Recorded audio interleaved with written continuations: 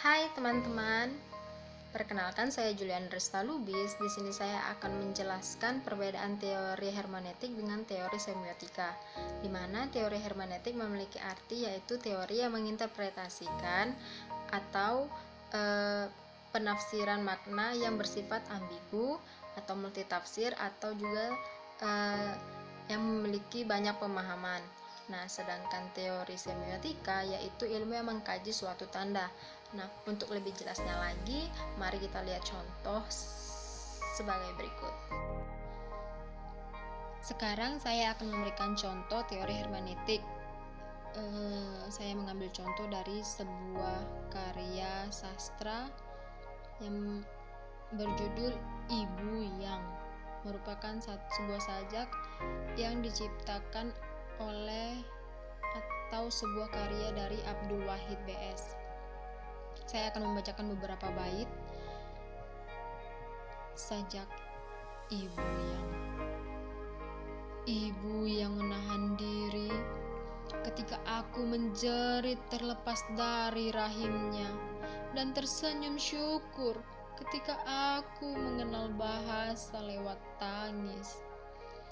Ibu yang menahan diri di saat aku mengenal dunia, melintasi jalan siang dan malam, menikung, terserimpung oleh bingung.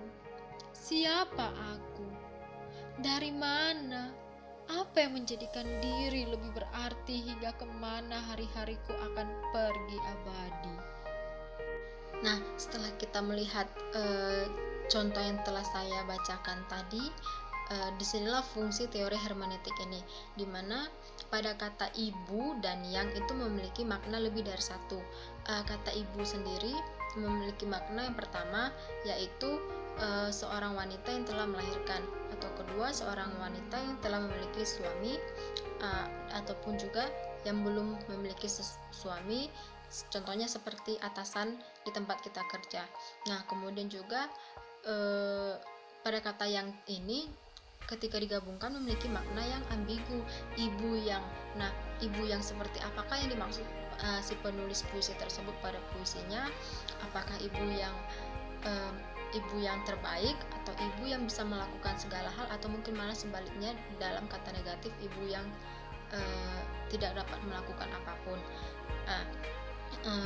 Tetapi ketika kita sudah menggunakan teori hermeneutik ini, maka dapat diambil kesimpulan bahwa ibu yang dimaksud adalah itu ungkapan si penulis atau ungkapan si aku bahwa ibu yang telah membesarkan dirinya, atau ibu yang telah melahirkan dirinya, dan juga ibu yang telah merawatnya sampai saat ini, seperti itu.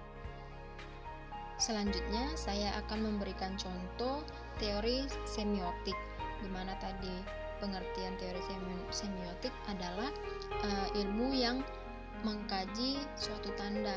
Nah, di sini saya akan membacakan sebuah puisi yang berjudul Tuhan Begitu Dekat, karya Abdul Hadi W.M. Tuhan, kita begitu dekat, sebagai api dengan panas, aku panas dalam apimu. Tuhan, kita begitu dekat, seperti kain dengan kapas, aku kapas dalam kainmu. Tuhan, kita begitu dekat, seperti angin dan arahnya. Kita begitu dekat dalam gelap, kini aku menyala pada lampu padamu. Nah, pada puisi tersebut saya akan menganalisis menggunakan teori semiotika, di mana pengertian teori semiotika adalah ilmu yang mengkaji suatu tanda. Di sini saya akan mengambil contoh pada bait pertama, di mana penulis memberi makna bahwa pada baris pertama dan kedua itu kehidupan antara manusia dengan Tuhan itu saling berhubungan satu dengan yang lainnya dan tidak dapat dipisahkan. Kemudian juga pada baris ketiga dan keempat, sebagai api dengan panas, aku panas dalam apimu, itu memiliki arti bahwa hubung api dan api dan panas itu tidak mungkin dapat terpisahkan, karena pada dasarnya itu api itu panas dan panas itu tidak akan ada jika tidak ada api. Nah, menurut teori semiotika, panas itu merupakan suatu tanda, kemudian api adalah penanda, dan bawah petandanya adalah api itu panas. Nah, hal ini juga dapat diartikan bahwa manusia tidak mungkin ada jika tidak ada Tuhan, karena pada dasarnya Tuhanlah sang pencipta langit bumi dan segala isinya, termasuk juga makhluk manusia, makhluk ciptaan Tuhan. Nah, mungkin itu saja yang dapat saya sampaikan mengenai perbedaan teori hermeneutik dengan teori semiotik.